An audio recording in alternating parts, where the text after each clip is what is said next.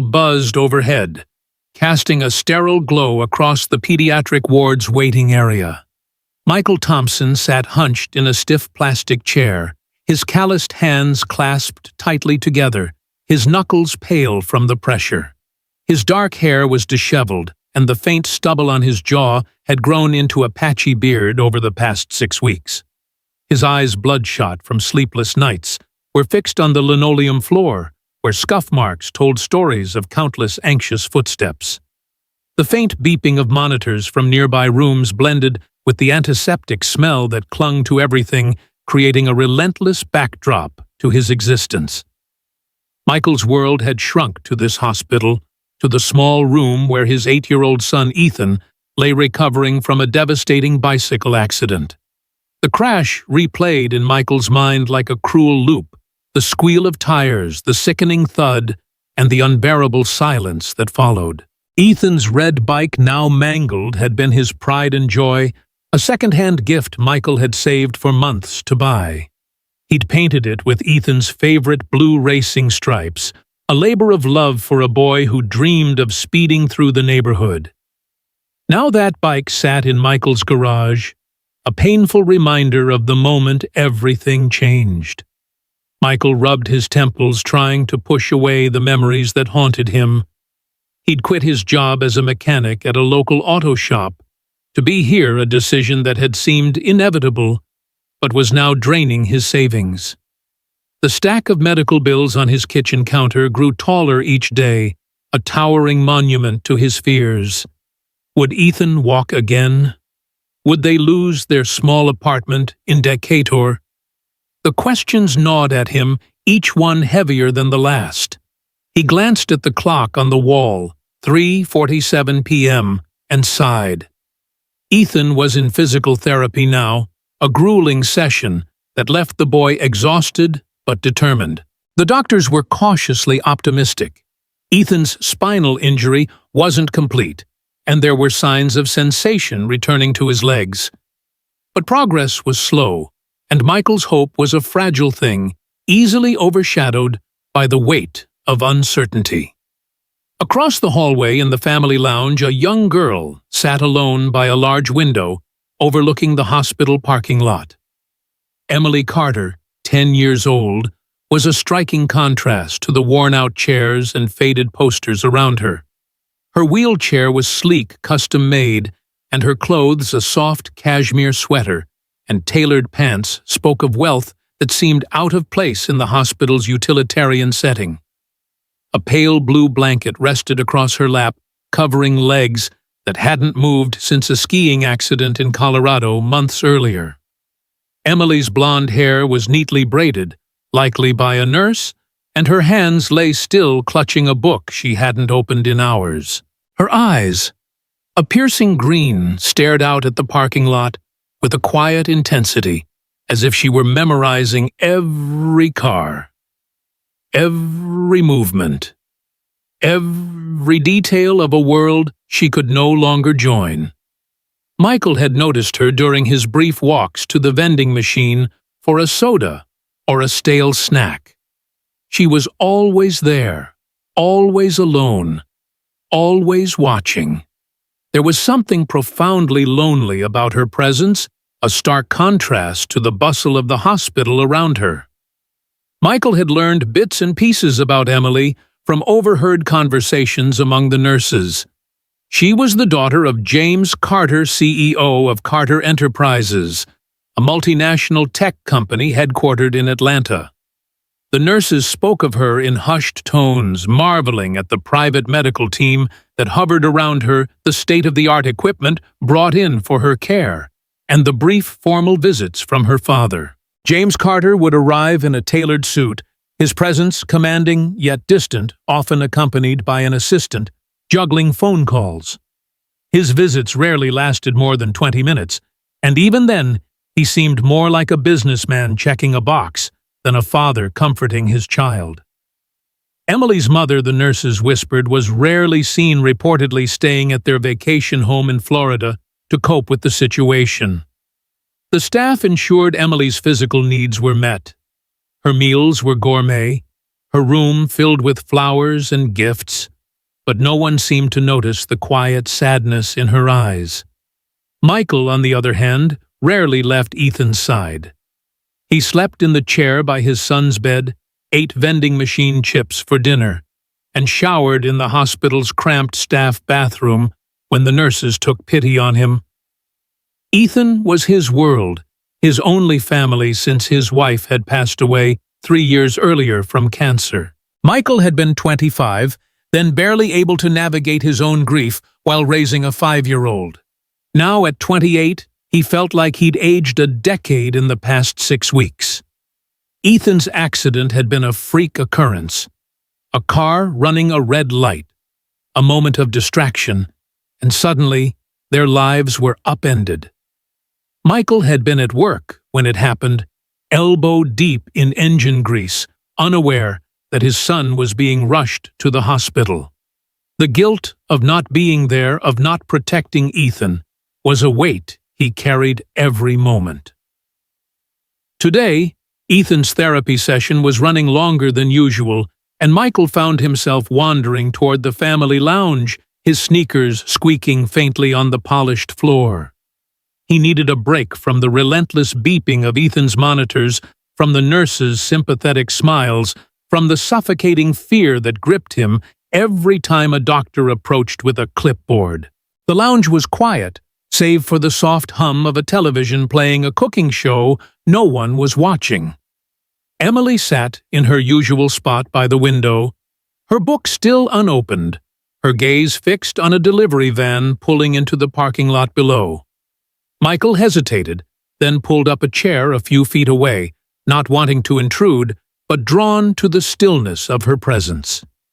He wasn't sure why. Maybe it was the way her solitude mirrored his own, or maybe it was the instinct of a parent recognizing a child in need. "That van's been circling for 10 minutes, Emily said suddenly, her voice soft but clear, not looking away from the window. "I bet the driver's lost." Her words caught Michael off guard. He followed her gaze to the white van, its driver leaning out to check a map on his phone. Michael settled into the chair, his broad shoulders slumping with exhaustion. "Probably," he replied, his voice rough from disuse. "This place is a maze. I got lost twice my first week here." Emily turned her head slightly, her green eyes studying him with a mix of curiosity and caution. There was no pity in her expression, just a quiet acknowledgement of his presence, as if she'd been waiting for someone to notice her without making a fuss. Michael glanced at the book in her lap, a worn copy of The Secret Garden. "Good book?" he asked, nodding toward it. Emily's fingers tightened around the cover and she shrugged. "I've read it 3 times already. It's okay. I just don't have anything else to do." Her voice was steady, but there was a fragility beneath it, a hint of something she wasn't saying. Michael recognized that tone. It was the same one Ethan used when he was trying to be brave, to hide the fear that lingered just below the surface. "3 times, huh?" Michael said, leaning back in his chair. "You must know every word by now. My son Ethan, he's into comic books. Spider-Man mostly. Says he wants to swing between buildings someday." He smiled faintly, the memory of Ethan's enthusiasm, a small light in the darkness of his worry. Emily's lips twitched, almost a smile. "Spider-Man's cool. Is he here too?" Her question was tentative, as if she wasn't sure she was allowed to ask. Michael nodded, his throat tightening. "Yeah, bike accident. He's in therapy right now, trying to get his legs working again. He's a fighter, though, stubborn as they come." Emily's eyes softened, and for a moment she looked younger than her 10 years, a child, carrying a burden too heavy for her small frame. "I'm here because of a skiing accident," she said quietly, her fingers tracing the edge of her blanket. "I fell, and now I can't walk.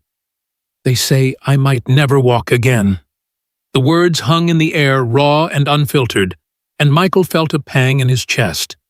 He didn't know what to say. Words like, "I'm sorry," felt hollow, inadequate for the weight of her reality. Instead, he leaned forward, resting his elbows on his knees. "That's a lot to carry," he said simply. "You're here every day, though. That takes guts." Emily looked at him, her expression unreadable, as if she was trying to decide whether he meant it or was just another adult offering empty encouragement. "Everyone says I'm brave," she said, her voice tinged with frustration. "But I don't feel brave. I just sit here, waiting. For what, I don't know." Michael nodded, recognizing the exhaustion in her words, the same kind he felt when people told him he was strong for staying by Ethan's side. Strength wasn't a choice. It was survival. The lounge was quiet for a moment, the only sound the distant clatter of a nurse's cart in the hallway. Michael glanced out the window, watching the delivery van finally find a parking spot. "You ever notice how people out there keep moving, like nothing's changed?" he said, almost to himself. "In here, time feels different, like the world's on pause." Emily followed his gaze, her fingers stilling on her blanket. "I watch them every day," she admitted. "The people in the parking lot. I make up stories about them. Like that guy in the blue jacket, he's probably visiting his mom. He brings her flowers every Tuesday." Michael raised an eyebrow, impressed. "You're good at that. Ever think about writing those stories down?" Emily shrugged, but there was a flicker of interest in her eyes. "Maybe. I used to draw too. Before this." She gestured vaguely to her wheelchair, her voice trailing off. Michael wanted to ask more to keep her talking, but a nurse appeared in the doorway calling his name. "Mr. Thompson, Ethan's session is wrapping up. He's asking for you." Michael stood his chair, scraping against the floor. He looked at Emily, who had already turned back to the window, her book still unopened in her lap. "I'll be back tomorrow," he said. Not sure why he felt the need to say it. "Maybe you can tell me one of those stories you make up." Emily didn't respond, but her lips curved slightly, a ghost of a smile, that gave Michael a flicker of hope, not just for Ethan, but for this lonely girl who seemed to carry the weight of the world in her silence. As he walked back to Ethan's room, Michael couldn't shake the image of Emily by the window, her green eyes searching for something she couldn't name. He thought of Ethan fighting through every painful therapy session, and of his own endless nights wondering if he was enough for his son. The hospital was a place of healing, but it was also a place of profound isolation where people sat side by side carrying their private grief. Michael didn't know it yet, but that brief conversation with Emily was the beginning of something that would change them both, a small spark in the sterile darkness of their shared struggle. For now, he focused on Ethan, on the small victories of a wiggle in his toes, or a smile during therapy. But somewhere in the back of his mind, he knew he'd return to the lounge tomorrow, drawn to a girl who needed someone to see her as more than a patient, more than a CEO's daughter, more than a tragedy. The hum of Atlanta General Hospital's pediatric ward was a constant, a symphony of beeping monitors, muffled voices, and the occasional clatter of medical equipment. Michael Thompson navigated the familiar hallway, his sneakers squeaking faintly against the polished linoleum. His broad shoulders were slumped, the weight of another sleepless night etched into the lines around his eyes. His son Ethan was in physical therapy again, pushing through exercises that left him sweaty and determined, his small face set in a grimace of effort. Michael had watched for a while, cheering quietly as Ethan managed to lift his leg an inch higher than the day before, but the intensity of it all, the hope, the fear, the uncertainty had driven him to seek a moment of reprieve. The family lounge was his destination, a place that had become a strange sort of refuge in the past few days. There, by the large window overlooking the parking lot, he knew he'd find Emily Carter, the 10-year-old girl whose solitude had begun to tug at something deep within him. Emily was in her usual spot, her sleek wheelchair positioned to catch the afternoon light streaming through the glass. Her blonde braid was slightly frayed today, a sign that the nurse's meticulous care had been rushed. The blue blanket across her lap was neatly folded, but her hands were restless, fidgeting with the edges of the book she hadn't opened since their last conversation. The secret garden still sat there, a silent companion to her vigil by the window. Her green eyes were fixed on the parking lot below, tracking the movements of a young couple unloading a stroller from their car.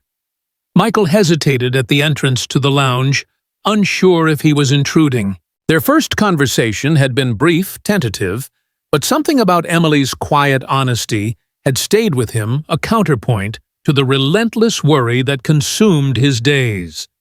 He pulled up a chair, settling a few feet away to give her space. "That couple's new at this," he said, nodding toward the window. "Bet they've been trying to figure out that stroller for 10 minutes. Emily's lips twitched, a faint smile breaking through her serious expression. "They're arguing," she said softly, her voice carrying a hint of amusement. "She keeps pointing at the handle, and he's just standing there scratching his head." Michael chuckled, the sound rusty from disuse. "Sounds about right. Ethan and I used to argue over his bike's training wheels. He wanted them off before he was ready." Stubborn kid. Emily turned her head slightly, her eyes meeting his for a moment, before drifting back to the window. "Is he still stubborn?" she asked, her tone curious but cautious, as if she wasn't sure how much she was allowed to know. Michael leaned back, his hands resting on his knees. "Oh yeah. Drives the therapists crazy. He's determined to walk out of here before Christmas, whether his legs agree or not." He paused, studying her. "What about you? Got any stubborn streaks?" Emily's fingers stilled on her blanket, and for a moment she didn't answer. The silence stretched, filled only by the distant hum of the hospital. "I don't know," she said finally, her voice barely above a whisper. "I used to be. I wanted to ski faster than anyone, even when my coach told me to slow down. Guess that's why I'm here." The admission was raw, unguarded, and Michael felt a pang of recognition. He knew that guilt, the endless replaying of what-ifs that came with an accident you couldn't undo. He shifted in his chair, searching for the right words. "That's not on you, Emily. Accidents happen. Doesn't mean you weren't brave for trying." She looked at him, then her green eyes wide and searching, as if trying to gauge whether he meant it. "Everyone keeps saying I'm brave," she said, her voice tinged with frustration. "The nurses, the doctors, even my dad when he's here. But I don't feel brave. I feel stuck." The word hung between them, heavy with the weight of her reality. Michael nodded, letting her words settle. He'd felt stuck, too trapped in this hospital, in his fears, in the endless cycle of hoping and waiting. But something about Emily's honesty, her willingness to name that feeling, stirred a need in him to respond with the same. "Stuck's a tough place to be," he said, his voice gentle but steady. "I feel it too, sometimes. Like I'm just sitting here waiting for Ethan to get better, for the bills to stop piling up, for life to feel normal again. But you know what I've learned? Sometimes just showing up, just being here is the hardest part." Emily's brow furrowed as if she was trying to make sense of his words. "Showing up?" she repeated, her tone skeptical. Michael nodded. "Yeah, you're here, Emily. Every day in that chair, watching the world out there. That's not nothing. That's you fighting, even if it doesn't feel like it." She was quiet for a long moment, her fingers tracing patterns on her blanket. Michael waited, sensing she needed space to process. Finally, she spoke, her voice softer now, almost hesitant. "No one has ever said that before. They all talk about my therapy, my progress, my condition, like I'm just a problem to fix." The words hit Michael hard, a reminder of how easy it was to focus on the physical, to overlook the person inside. He thought of Ethan, how he'd learned to ask his son about his dreams, his fears, not just his pain levels or therapy goals. It was a lesson he'd learned the hard way through countless nights of holding Ethan's hand while he cried not from pain, but from the fear of never being himself again. Michael leaned forward, his elbows on his knees, his voice low and earnest. "Emily, can I ask you something?" She nodded, her eyes meeting his, curious but guarded. He took a breath, the question forming carefully in his mind. "When was the last time someone asked you how you're really feeling?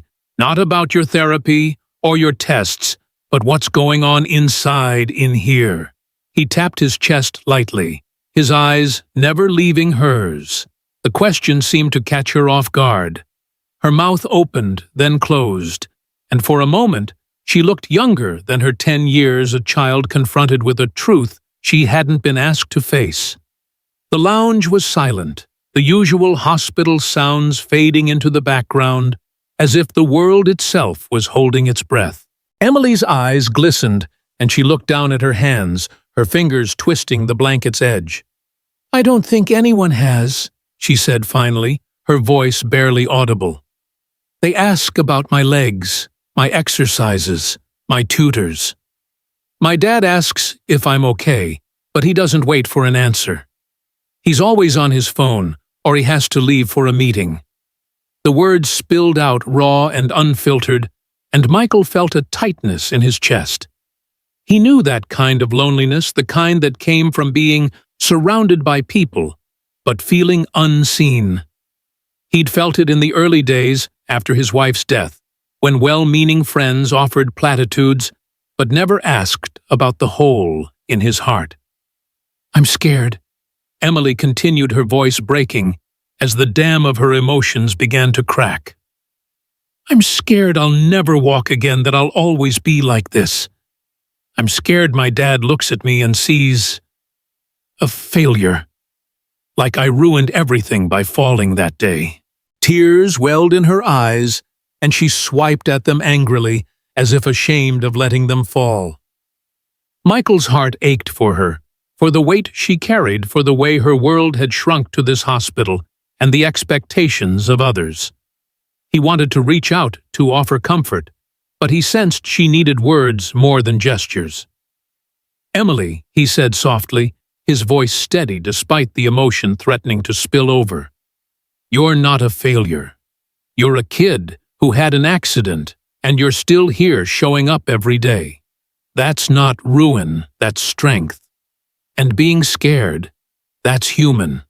I'm scared every day for Ethan, for what his future looks like, for whether I'm doing enough for him. But you know what? Feeling those things doesn't make us weak. It means we're alive, still fighting." Emily looked at him, her tears slowing her expression, a mix of disbelief and relief, as if someone had finally given her permission to feel what she'd been holding back for months. For the next hour they talked, really talked. Emily shared how she'd loved skiing, how she'd dreamed of competing one day, of feeling the wind rush past her as she carved through the snow. She talked about her life before the accident, the sprawling house in Buckhead, the private school, the friends who'd stopped visiting after the first few weeks. She spoke of her mother, who called occasionally, but hadn't been to the hospital in months, and her father, whose brief visits were punctuated by phone calls and hurried goodbyes. Michael listened, not interrupting, not trying to fix or solve, just letting her words fill the space between them. He shared pieces of his own story, how he'd lost his wife, how he'd learned to braid Ethan's hair because it made him laugh, how he'd sold his old truck to cover the first round of medical bills. His honesty wasn't polished or practiced. It was raw, a reflection of the exhaustion and hope that coexisted within him. Emily's voice grew stronger as she spoke, her shoulders straightening slightly in her wheelchair. She told him about the stories she made up, about the people in the parking lot, how she imagined their lives to escape her own. "There's this woman in a red coat," she said, pointing out the window. "She comes every day at noon, always carrying a coffee. "I think she's a lawyer, rushing to visit her sister." Michael smiled, impressed by her imagination. "You should write that down," he said. "You've got a knack for it. Ethan would love to hear your stories. He's always begging me to make up new ones for him." Emily's eyes lit up a spark of something new, something alive. "Maybe I will," she said almost to herself. "I used to draw pictures to go with my stories. I could try that again." The conversation flowed easily, a give and take that felt natural despite their different worlds. Michael told her about Ethan's love for Spider-Man, how he'd drawn a picture of himself as a superhero during art therapy, swinging between skyscrapers with a grin. Emily laughed, a soft, genuine sound that seemed to surprise her as much as it did Michael. "I like Wonder Woman," she admitted. "She's tough, but she cares about people. I used to pretend I was her when I was little." Michael nodded, filing that away. "Wonder Woman's a good choice. Maybe you and Ethan can trade superhero stories sometime." As the afternoon wore on, the lounge filled with the golden light of late day, casting long shadows across the floor. Michael glanced at his watch, realizing Ethan's session would end soon. He didn't want to leave, not when Emily was finally opening up, but he knew his son needed him. "I've got to go check on Ethan," he said, standing reluctantly. "But I'll be back tomorrow. Maybe you can tell me about that lawyer in the red coat." Emily nodded, her smile small but real. "Okay," she said simply, and for the first time there was a lightness in her voice, a hint of anticipation. As Michael walked back to Ethan's room, he felt a shift inside himself, subtle but undeniable. Talking to Emily, listening to her fears and dreams, had given him a moment of purpose beyond his own worries. He thought of Ethan, of the way his son's determination inspired him, and now of Emily, a girl who needed someone to see her as more than a patient or a problem. The hospital was still a place of pain, of uncertainty, but in that brief hour with Emily, Michael had found something else, a connection, a reminder that even in the darkest moments, there was room for hope, for understanding, for the simple act of being there. He didn't know it yet, but that question, "How are you really feeling?" had opened a door, one that would lead to healing for both of them in ways neither could have imagined. The pediatric ward of Atlanta General Hospital was a world of contrasts, sterile walls, and vibrant artwork. The hum of machines and the laughter of children, despair and hope, intertwined like threads in a tapestry.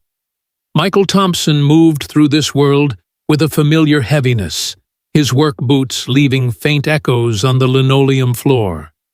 His days had settled into a rhythm, mornings with Ethan during therapy afternoons, in the family lounge with Emily Carter, and nights spent by his son's bedside whispering encouragement as Ethan slept. The past few weeks had been a blur of small victories and persistent fears. Ethan was making progress, his legs responded more each day, and he could now wiggle his toes on command, a milestone that had brought tears to Michael's eyes. But the medical bills continued to pile up, a relentless reminder of the life waiting outside these walls. Michael's savings were nearly gone, and the thought of returning to his old job as a mechanic felt like a betrayal of Ethan's need for his constant presence. The family lounge, with its worn couches and large window, had become a sanctuary of sorts. Emily was there most afternoons, her wheelchair positioned to catch the shifting light of the day. Her copy of The Secret Garden had been replaced by a sketchbook, its pages filled with pencil drawings of the people she observed in the parking lot below. Michael had noticed the change in her over the past weeks. Her shoulders were less hunched, her green eyes brighter, as if their conversations had begun to chip away at the loneliness that had once defined her. Their talks had grown deeper, moving beyond surface observations to shared stories of dreams and fears. Emily had started writing short stories about the people she watched, reading them aloud to Michael with a shy pride that made him smile. In return, he shared tales of Ethan's antics, like the time his son had tried to fix their toaster with a butter knife, nearly setting the kitchen on fire. Today, the lounge was quieter than usual, the television off, the only sound the soft rustle of Emily's pencil against paper. Michael settled into his usual chair, a styrofoam cup of vending machine coffee in hand. "What's today's story?" he asked, nodding toward her sketchbook. Emily glanced up, a small smile tugging at her lips. "It's about the guy in the green truck," she said, turning the page to reveal a detailed sketch of a pickup parked in the lot below. "I think he's a farmer bringing vegetables to the hospital cafeteria. But he's secretly a poet, writing about the fields at night." Michael raised an eyebrow, impressed. "A poet farmer, huh? You've got a gift for this, Emily. Ever show these to anyone else?" She shook her head, her braid swaying. "Not really. My dad's too busy, and the nurses just say that they're nice." "You're the only one who actually listens." Her words landed heavily, a reminder of the void in her life. Michael had seen James Carter, Emily's father, a few times in passing. Tall, impeccably dressed, always with a phone pressed to his ear, or an assistant trailing behind.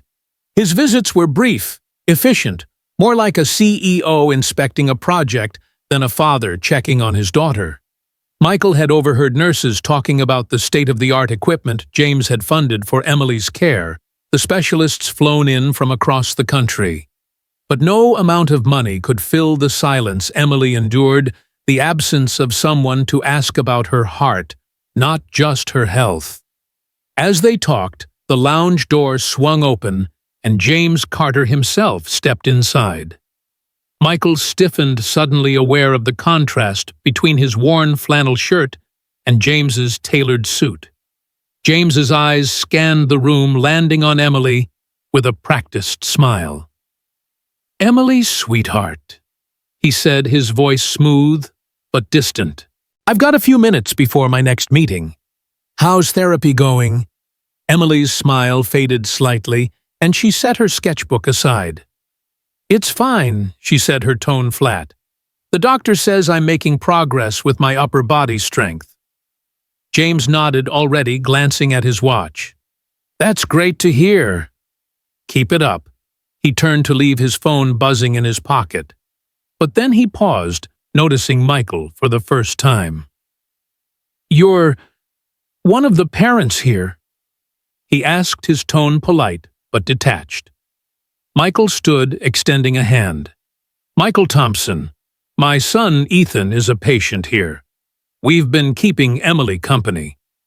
James shook his hand, his grip firm and automatic, but his eyes lingered on Emily, who was watching the exchange with a guarded expression.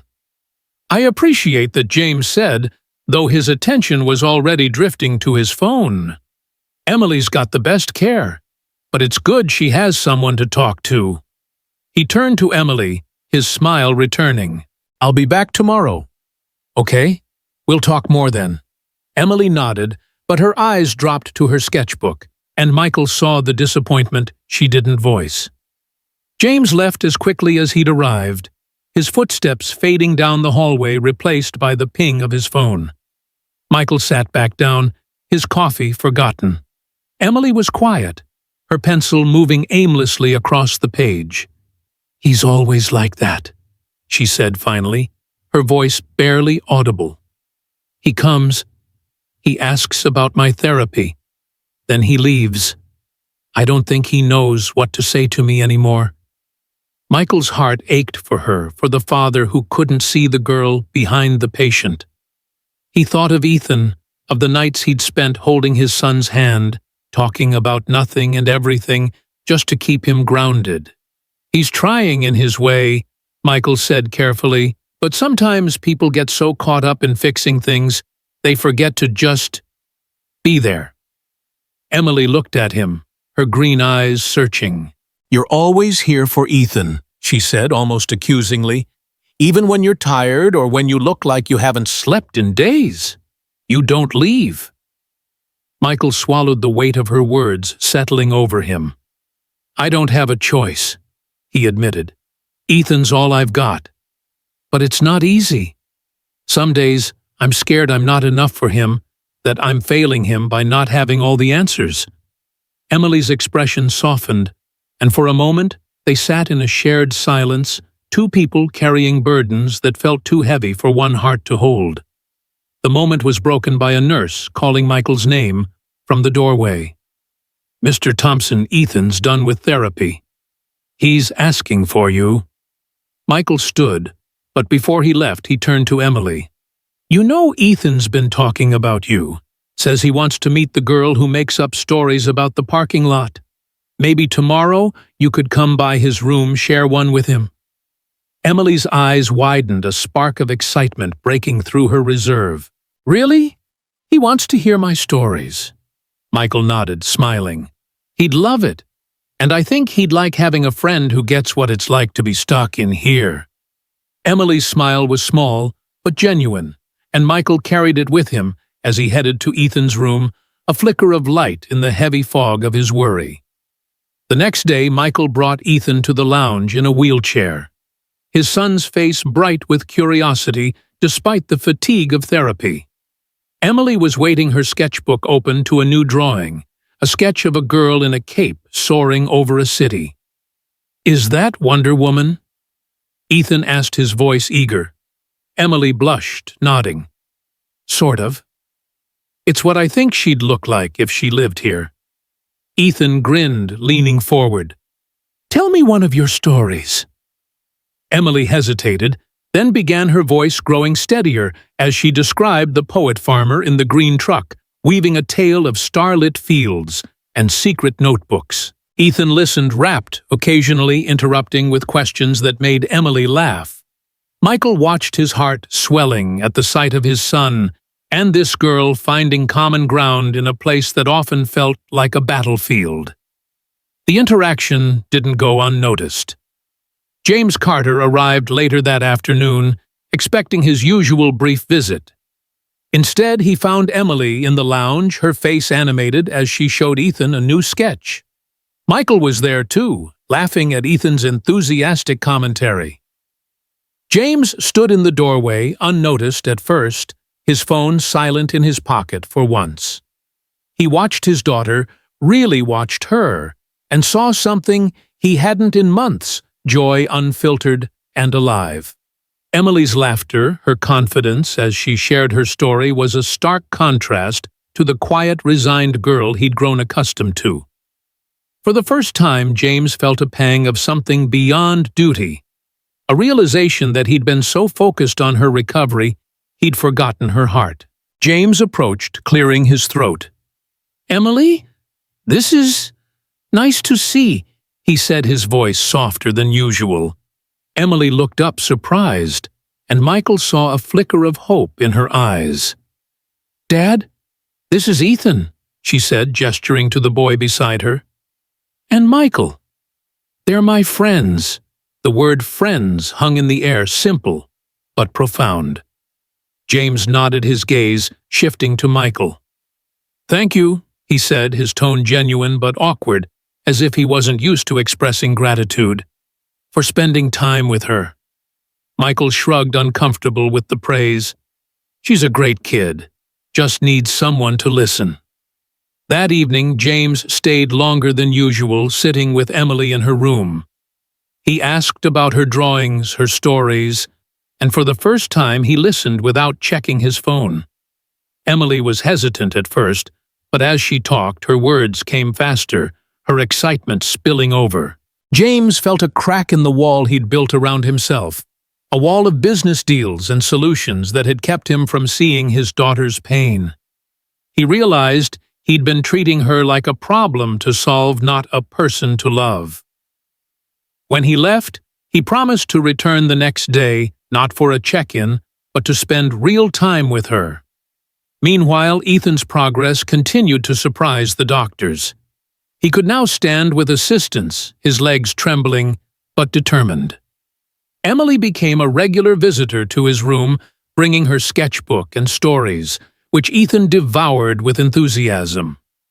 The two children formed a bond, their shared experiences of pain and hope weaving them together. Emily's presence gave Ethan a boost, her encouragement making him push harder in therapy. In return, Ethan's resilience inspired Emily, who began exploring adaptive art programs, sketching with a renewed sense of purpose. Michael watched this unfold, grateful for the unexpected friendship that was helping both children heal.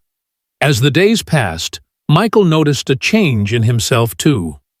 The exhaustion was still there, the bills still loomed, but his conversations with Emily and Ethan's growing strength gave him a sense of purpose. He'd started bringing his own notebook to the lounge, jotting down ideas for stories to share with both kids, a way to keep their spirits high. One afternoon, as he sat with Emily, she handed him a drawing, a sketch of him and Ethan with her in her wheelchair, all three of them smiling under a bright sun. "This is us," she said, her voice shy but proud. Michael's throat tightened, and he managed a nod, tucking the drawing into his pocket like a treasure. Before leaving, James approached Michael in the hallway, his usual polished demeanor softened. "Mr. Thompson," he said, his voice low, "I've arranged for Ethan's medical bills to be covered by our foundation. It's the least I can do." Michael started to protest, but James held up a hand. "You've given Emily something I couldn't time attention, a reason to smile. Let me do this." Michael nodded, overwhelmed, the weight of one worry lifting slightly.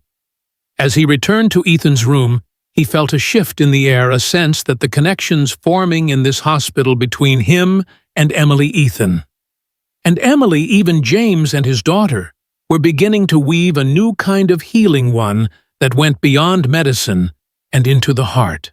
The pediatric ward of Atlanta General Hospital had become a second home for Michael Thompson, its sterile halls and rhythmic beeping as familiar as his own heartbeat.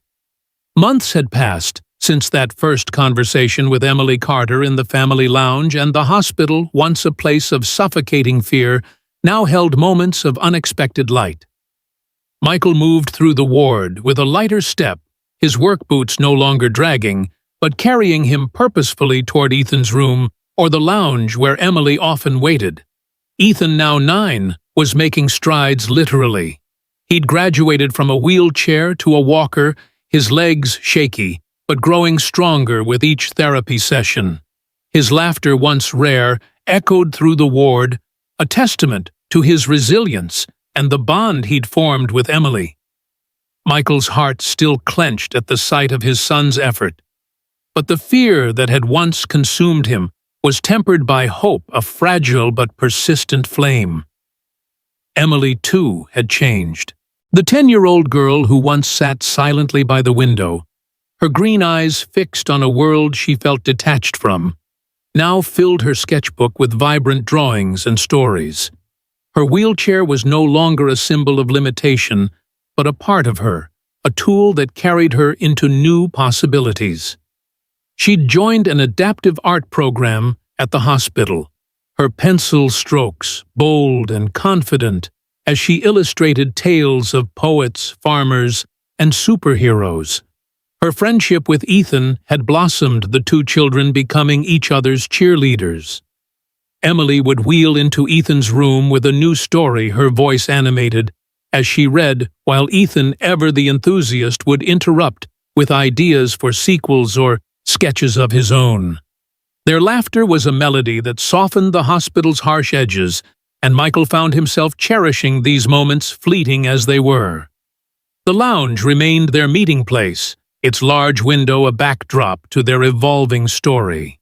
Today, the late afternoon sun cast golden rays across the room, illuminating Emily's latest drawing, a vibrant scene of a park where children in wheelchairs and on crutches played alongside others, their faces alight with joy. Michael sat beside her, his notebook open to a half-written story about a superhero team inspired by Ethan and Emily. "This one's your best yet," he said, nodding at her sketch. "You've got a whole world in there." Emily blushed, her fingers brushing the page. "I want to make a book of these," she said, her voice tentative but excited. For kids like us, so they don't feel alone. Michael's chest tightened with pride, not just for her talent, but for the purpose she'd found, a purpose that mirrored his own growing sense of meaning in this place. Ethan wheeled in his walker, clattering against the doorframe, his face flushed from therapy. "Emily, did you finish the story about the poet guy?" he asked, his eyes bright. Emily grinned, flipping to a page in her sketchbook. "Almost. He's writing a poem about the stars now, but he's stuck on the last line." Ethan leaned forward, undeterred by the bandages still wrapping his legs. "Make it about flying. Like how the stars are waiting for him to join them." Emily's eyes lit up, and she scribbled a note, her pencil moving with purpose. Michael watched, marveling at how these two children, bound by their shared struggles, had become each other's strength. The moment was interrupted by the sound of polished shoes on linoleum. James Carter entered the lounge, his suit as impeccable as ever, but his demeanor softer, less hurried. Since witnessing Emily's transformation weeks ago, he'd made a point to visit longer, to listen more. Today, he carried a small gift bag, a rare gesture that made Emily's eyes widen. "I thought you might like these," he said, handing her a set of professional-grade colored pencils. "For your drawings." Emily's smile was hesitant but genuine, and she clutched the pencils like a treasure. "Thanks, Dad," she said, her voice soft. James sat beside her, his phone nowhere in sight, and asked about her latest story. For the first time, Michael saw a real conversation unfold between them, Emily's words tumbling out as James listened. His nods thoughtful rather than perfunctory. Michael had seen James's change over the weeks. The CEO, who once breezed through visits, now lingered, asking Emily about her art, her therapy, her dreams. He'd started joining her in the lounge, sometimes bringing a book to read together, other times just sitting quietly as she sketched. The shift wasn't dramatic, no grand gestures or tearful reconciliations, but it was profound in its simplicity. James was learning to be present, to see his daughter as more than a patient or a problem to solve.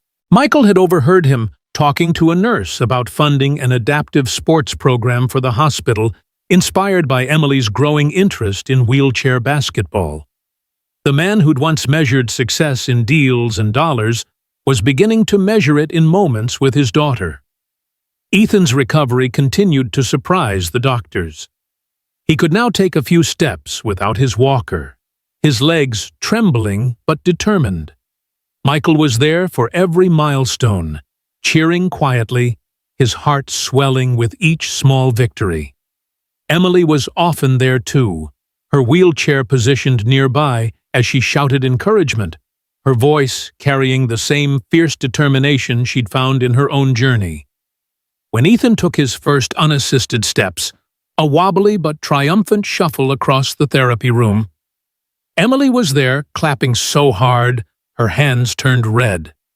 "You're like Spider-Man," she declared, and Ethan's grin was brighter than the sun outside.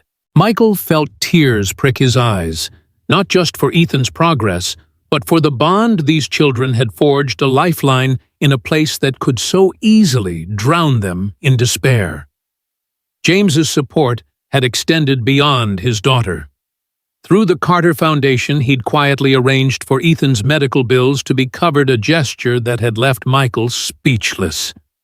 When he'd tried to protest, James had been firm. "You gave Emily something I couldn't," he'd said, his voice heavy with gratitude. "You saw her when I didn't. This is just a start." The relief was immense, lifting a burden that had threatened to crush Michael. He'd returned to work part-time, taking a role in a community outreach program James had launched, inspired by their hospital experience. The program connected families facing medical crises with resources not just financial, but emotional, offering support groups and volunteers who understood the power of listening. Michael found purpose in this work, a way to give back what he'd learned in the lounge with Emily.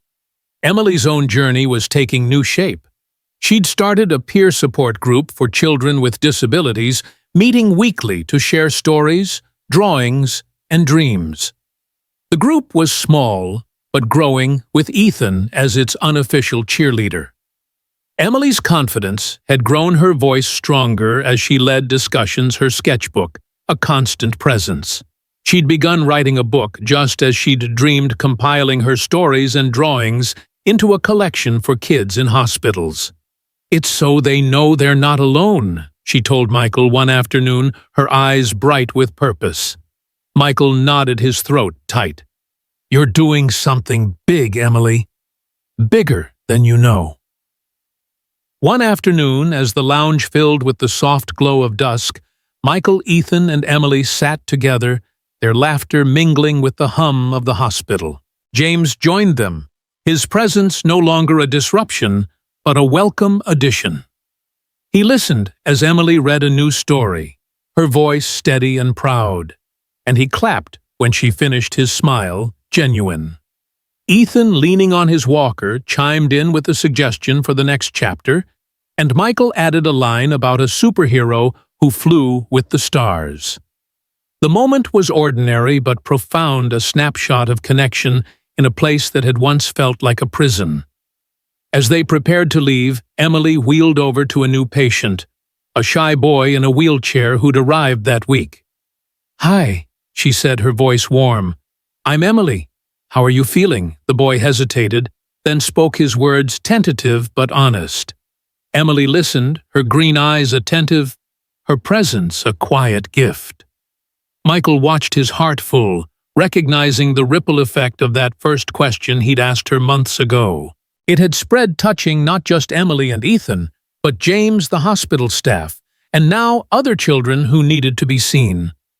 The lesson of their journey was clear, and it was one Michael carried with him as he walked back to Ethan's room, his son's hand in his.